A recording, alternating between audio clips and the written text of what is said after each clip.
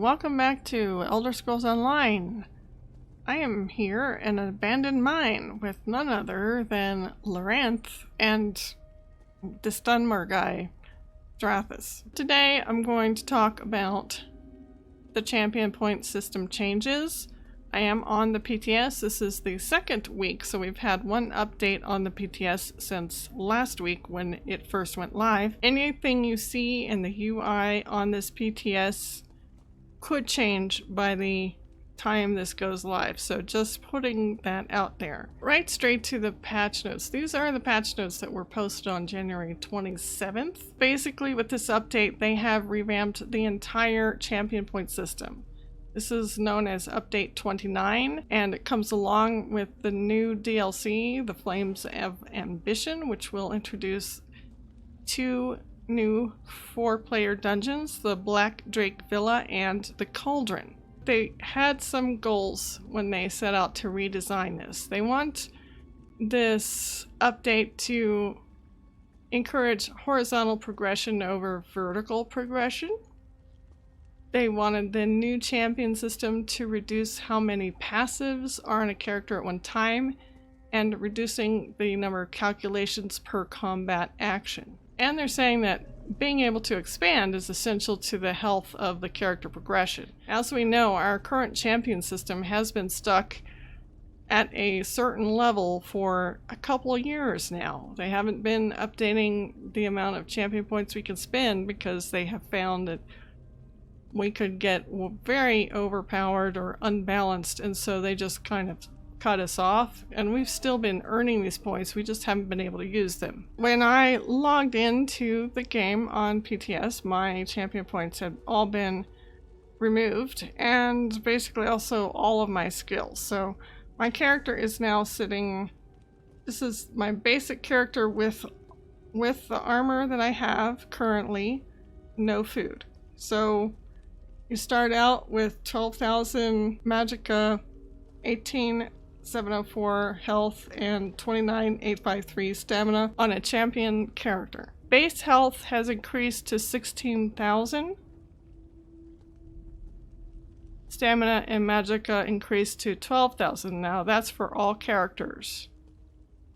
That's to compensate for the 20% stat increase that we used to get with the old Champion Point system for spending our first 100 points. All characters take 15% reduced damage at base. This is a compensation for a benefit of the old Champion Point system. New characters starting with 20 weapon and spell damage at level 1 and gain 20 per level up to 1,000 at level 50. Let's look at the new Champion Point system. Now it's just simplified to just these 3 areas. The Champion Points have been spread out evenly between the 3 areas as to how much you can spend in that area. So you can't take all of your points and throw it into the blue. Now instead of the thief, it's called craft. Instead of the mage, it's called warfare. And instead of the warrior, it's called fitness. Your basic concept is that you're going to spend points to unlock a bonus and unlock the path to the Connected Stars. It might be really hard to see on this. You've got some basic ones that you can put some points into right off the bat, but there are also other stars and a very faint line that goes between them. As you can see, there's sort of an end point, like up here at the very end of the staff, at the very end of the fingertip, and the very top of the crown. Well, there's actually 3 here along the crown, so these are all end points, and if you want to get to any of them, you're going to have to use champion points to get to them. This tree is going to be all the damage, the magic damage, the physical damage, all of this. This is about damage. Anything to do with damage, even reducing cost, but there's different things that you can get here. So you kind of have to think about what it is your character is doing as to what you're going to be willing to spend your points in. If you want to be all about the damage, you're going to have to look for the stars that you want to get to. So we can start out with Eldritch Insight, which increases max magicka. We also have Tireless Discipline, which increases max stamina. And we have Precision, which increases critical chance per stage. Then over to the side, we have Endless Endurance, which is another max magicka. And Arcane Supremacy, which is more max magicka.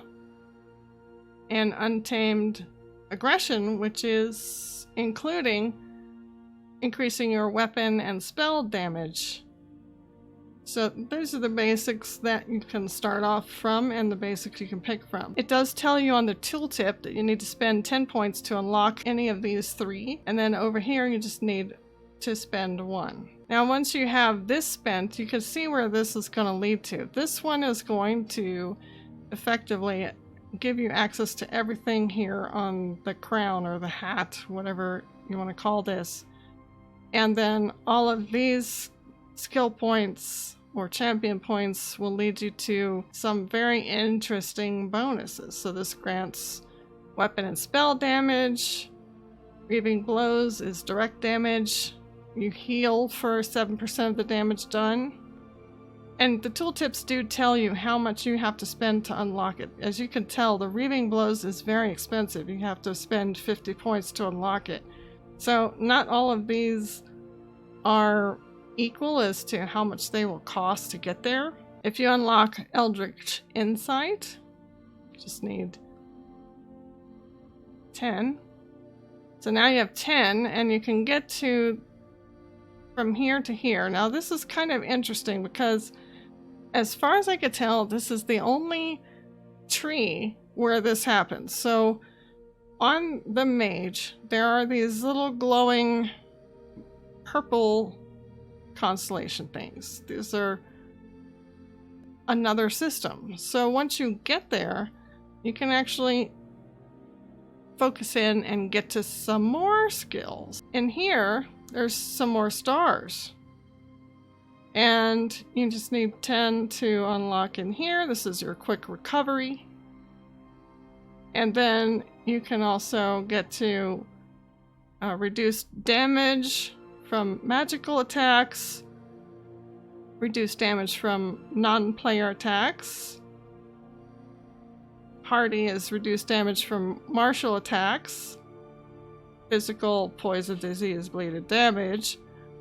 And then resilience is increasing critical resistance. So depending on your playstyle, you're going to want to pick something out of here. This whole little area here is called Staving Death. So this is all going to be your resilience, protection against different kinds of damages.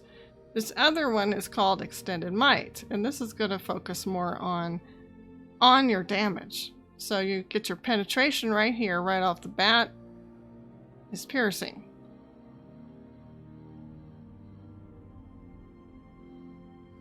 And then you get the chance to apply a magical status. Or, so basically along the staff here is going to be your magical bonuses. Along the arm, you're going to have your martial status. So you have martial, battle mastery, and mighty. And those are the ones that you get in here. So this is where you kind of pick. If you're going to be focused on stamina and physical damage, you'll go down the arm. If you're going for magic damage, you're going to go down the staff. Those are the two, I don't know what they're calling these, but those are two focuses where you can get some more buffs. It's all very interesting that you can do this. And once you get enough points into here, you can go up the staff.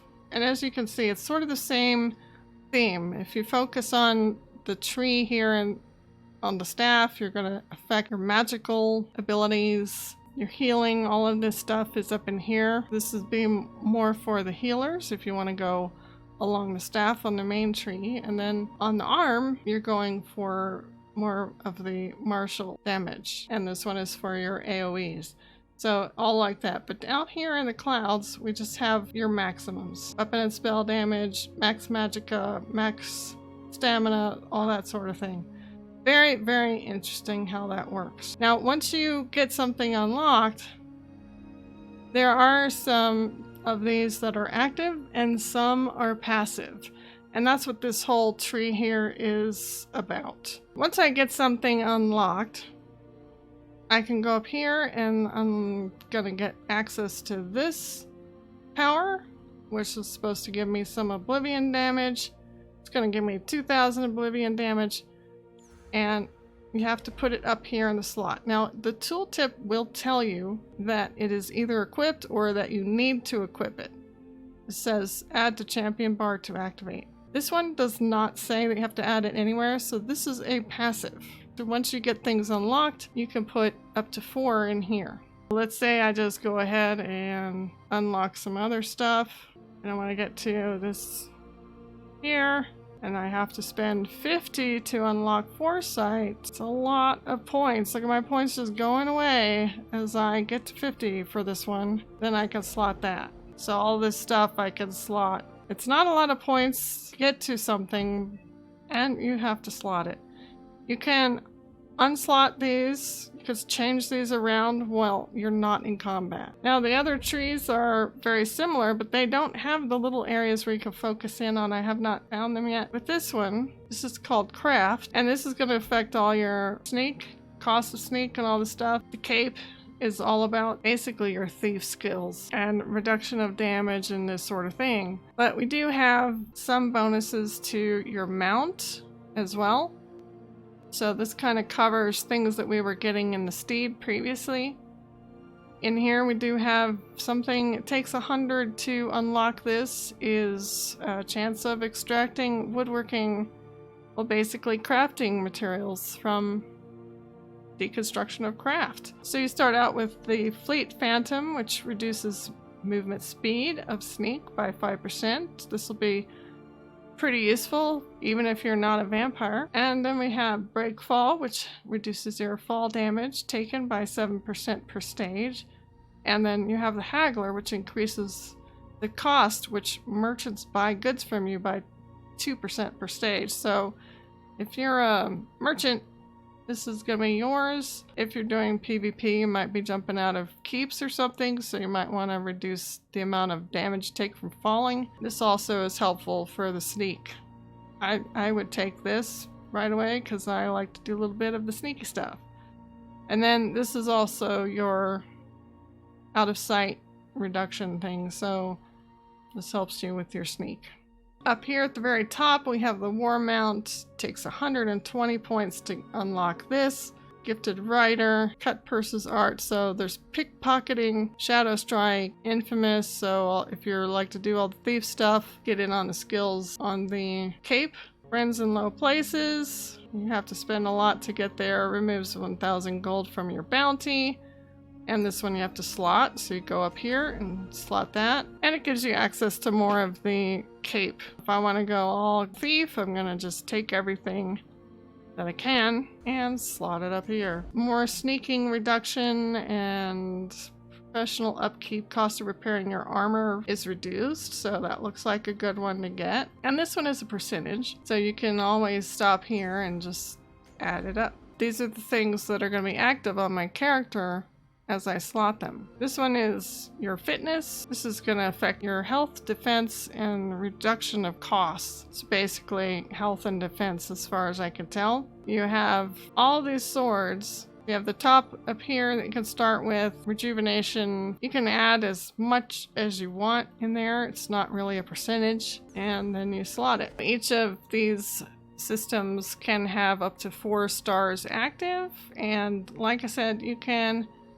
switch them in and out as you see fit. The cost to respec is going to remain the same, which is 3,000 gold. And what they're going to do is they're going to take away the cap that we had for the championship system, and it's going to be up to 3,600. And I don't think anyone's gotten up there yet, but I'm pretty sure we have some people close to or at 2,000 champion points. So we'll see how this goes. I think it's tidy.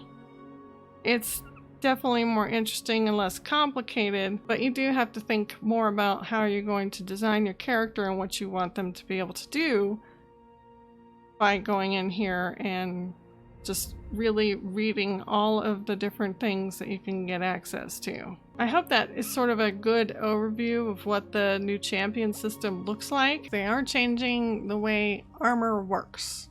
Not completely, but basically they're going to have light armor bonuses, light armor penalties, medium armor bonuses, and heavy armor bonuses and penalties. As you can see here, the light armor is going to have reduced damage from magical attacks, reduce the cost of roll dodge by 3% per piece worn, and increase movement speed while sneaking, reducing the cost of break free, reducing the cost of bash. But the penalties will be you take more damage because, well, you're wearing light, so more damage from physical attacks, and you increase the cost of block, and also it decreases your damage done with bash by 1% per piece worn.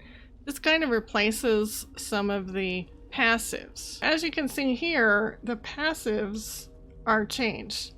So now they've done away with the requirement to wear 5 pieces of the same type of armor in order to get the passive that goes with it. Instead, they've just kind of given it to you. So you get your armor penalties and your bonuses right off the bat. You don't have to spend a skill point for this. As you can see, we have a bonus for medium, which is reducing sprint cost, reducing cost of sneak, reducing cost of block. The heavy armor penalties are, it increases damage taken from magical attacks, reduces the movement speed bonus of sprint, increases the cost of roll dodge, and increases the size of your detection area while sneaking. Heavy armor bonuses reduces damage taken from martial attacks, increases the amount of damage blocked, increases damage done with bash, reduces your damage taken while immune to crowd control.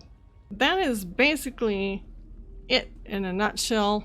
I don't know if it's more confusing or less confusing for you, but I thought that the system was actually pretty nice. Take in mind that everything on the PTS can change. So that's it for now. I'm going to have some other things to talk about. I was very excited about a lot of the updates coming up. I will talk about them in another video. Take care and have a nice day.